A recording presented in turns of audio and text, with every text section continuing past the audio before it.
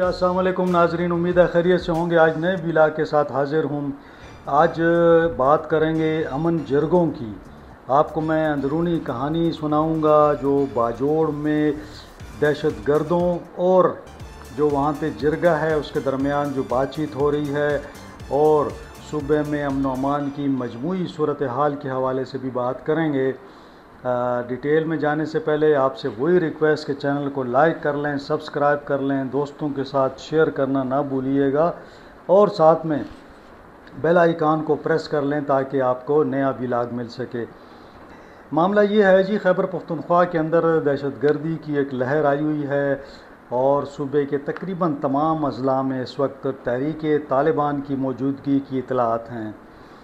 हज़ारों की तादाद में तहरीक तालिबान के जो लोग हैं वो मुसलसल गश्त भी करते हैं। वहाँ पे उन्होंने अपनी एक हुकूमत बना रखी है। हुकूमत ने फ़ैसला ये किया कि तकरीबन तमाम मर्ज डिस्ट्रिक्ट्स के साथ एक जिरगों का बंदोबस्त किया है, और जिरगों का इस हवाले से बंदोबस्त हुआ है कि तमाम जिरगों को अलग अलग, यानी पहले बुलाया गया खैबर के जिरगे को, मोहम्मद के जिरगे को, बाजोड़ के जिरगे को, फिर उसके बाद औरंगज़ई के जिरगे को बुलाया गया। इसी तरह साउथ वज़ीरिस्तान और नॉर्थ वज़ीरिस्तान से जिरगों को बुलाया गया, और इन जिरगों को बुलाने का मकसद ये था कि हुकूमत चाहती थी कि जिरगा जो है वो अपनी तजावीज़ दे अमन के हवाले से। इन जिरगों के साथ मुज़ाकरात होते रहे और फ़ैसला ये हुआ कि इन जिरगों में से कुछ मशरान को ले लिया जाएगा और एक ग्रैंड जिरगा बना दिया जाएगा ताकि सारे सूबे का एक बड़ा जिरगा बन जाए। उसमें हुकूमत जो है फिर कुछ सियासी लोग और कुछ हुकूमती लोग शामिल करके इसको एक सूबे की सतह का एक नुमाइंदा जिरगा करार दे देगी। ये जिरगा फिर अमन के हवाले से तजावीज़ भी बनाएगा, फिर उनको अमल दरामद भी करवाएगा उन पर। साथ साथ ये भी फ़ैसला हुआ कि जो भी जिरगा तजवीज़ देगा, इस जिरगे की वफाक से भी इनके मुज़ाकरात होंगे, और फिर अगर ज़रूरत पड़ती है तो यही जिरगा जो है बाद में ये जो है अफ़गानिस्तान के साथ भी बातचीत कर सकता है। ये तमाम मामलात अपनी जगह चल रहे हैं।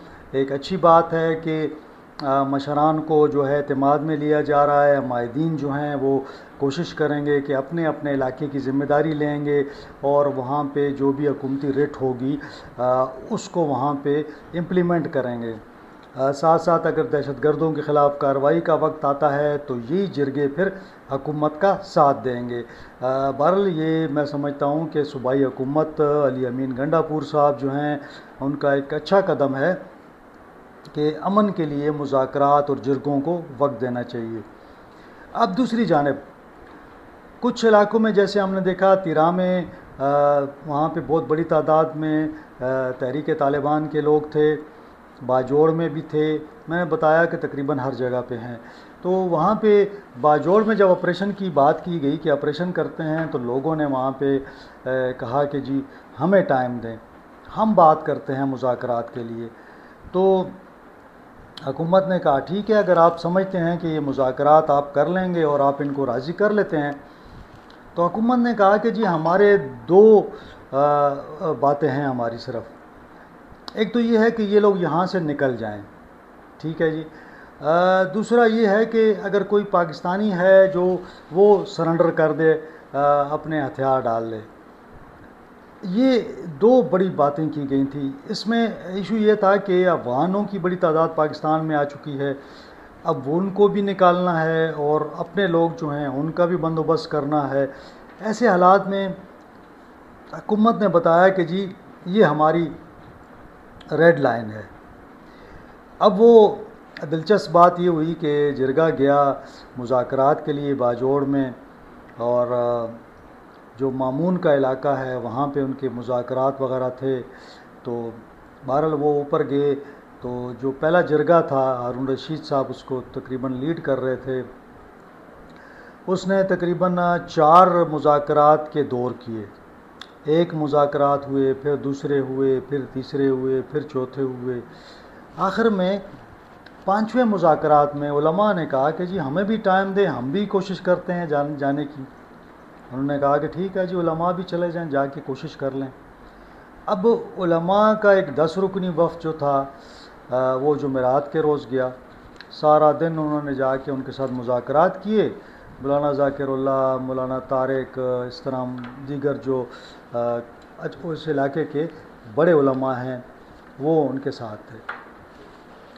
اب وہ واپس آئے تو میری مولانا طارق صاحب سے بات ہوئی، تو میں نے کہا جی کیا صورتحال ہے؟ تو انہوں نے کہا کہ جناب ہمیں تو امید کی کرن نظر آ رہی ہے، اور ہمیں لگ رہا ہے کہ ہم پیش رفت ہوئی ہے، اور مذاکرات اچھے تھے، خوشائند تھے، بڑے کوارڈیل ایٹماسفیئر میں ہوئے، اور ہم کوشش کر رہے ہیں کہ کوئی درمیانہ راستہ نکل آئے، اور وہاں سے بھی کوئی پازیٹیو رسپانس تھا۔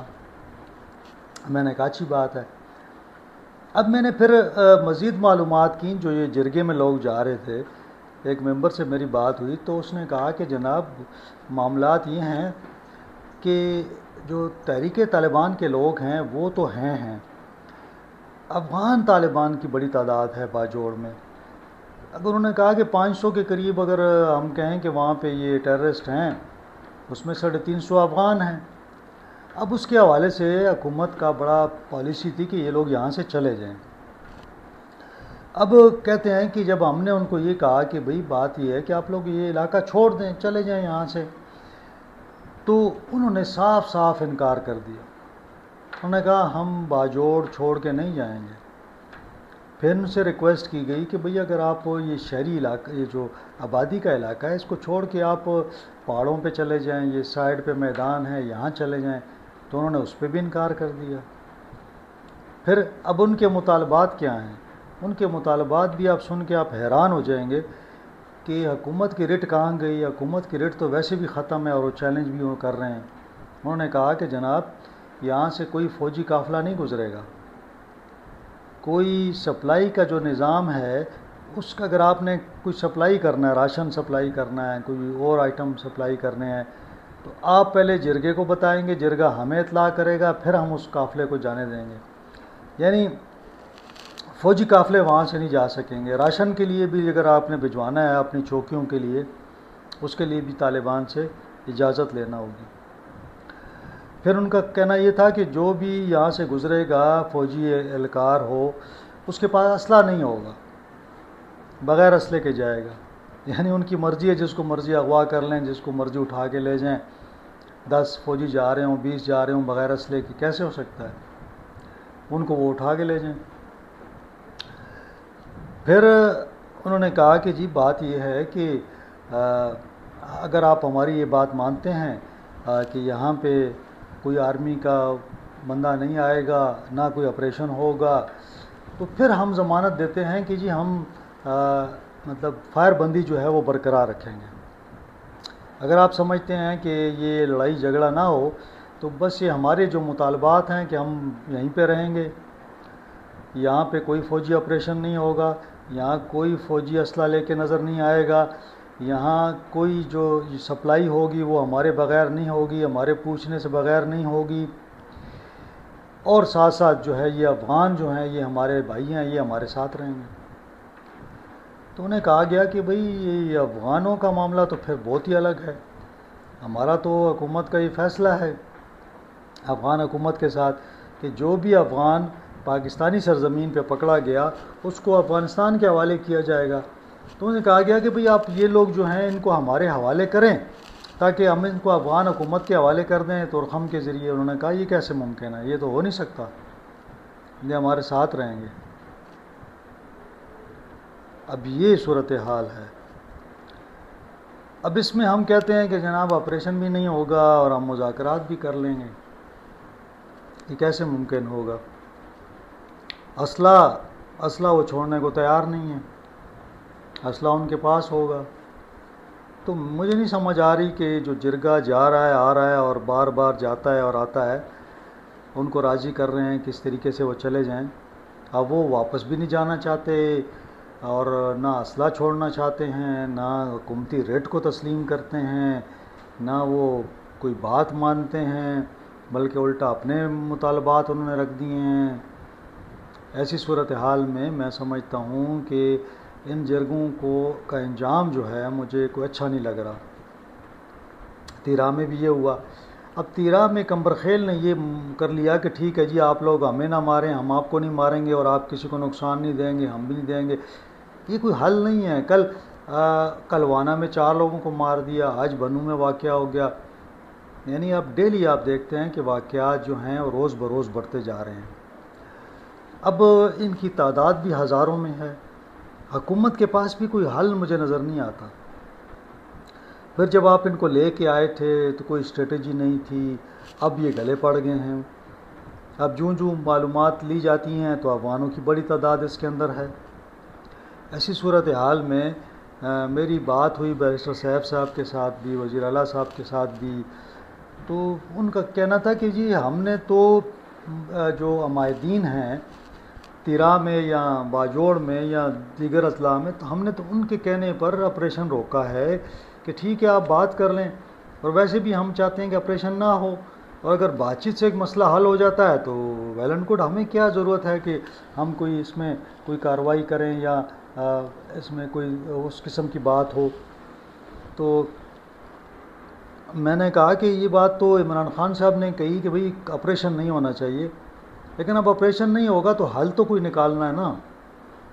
تو ان کا کہنا تھا کہ ہم انتظار کر رہے ہیں کہ یہ جرگے اپنا فیصلہ کر لیں، پھر جو جرگے ہم سے مل رہے ہیں یہ جرگے واپس جا کے اپنے لوگوں سے مشورہ کریں گے، پھر یہ جو گرینڈ جرگہ بنے گا، اگر گرینڈ جرگہ یہ سمجھتا ہے کہ جی بات چیت کے ذریعے مسئلہ حل ہو گیا ہے، ان لوگوں کے ساتھ ہم بات چیت کر لیتے ہیں تو حل ہو جائے تو ٹھیک ہے، اور اگر نہیں ہوگا تو پھر الٹیمیٹلی تو مجھے جو میرا اندازہ ہے نا جی، یہ معاملہ آپریشن کے بغیر حل ہونے والا نہیں ہے۔ ان ہزاروں ٹی ٹی پی کے جو لوگ ہیں ان کا میرے خیال میں کہ کوئی حل نہیں ہے۔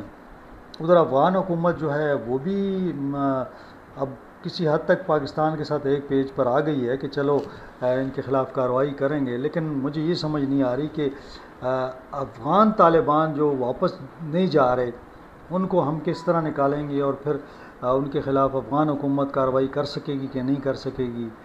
تو یہ بہت سارے معاملات ہیں، میں سمجھتا ہوں کہ مکمل ایک وہ کہتے ہیں نا الجھن ہے، کنفیوژن ہے، اور امن کے معاملات جو ہیں نا وہ صوبے میں مجھے خراب سے خراب ہوتے جا رہے ہیں۔